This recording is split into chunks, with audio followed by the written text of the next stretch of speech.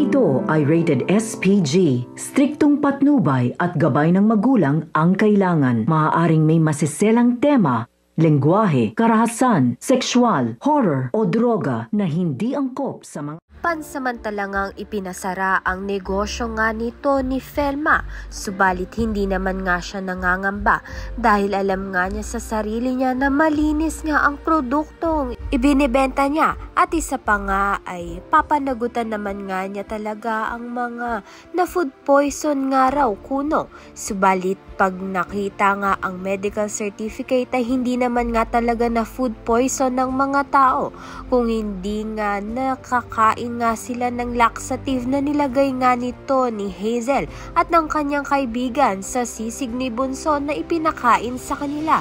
Kaya naman nga ang ibig sabihin si Hazel at ang kanyang kaibigan nga ang mananagot. Kaya naman nga itong si Felma ay papakulong na nga itong si Hazel kasama ang kanyang kaibigan dahil nga siniraan ang kanyang negosyo.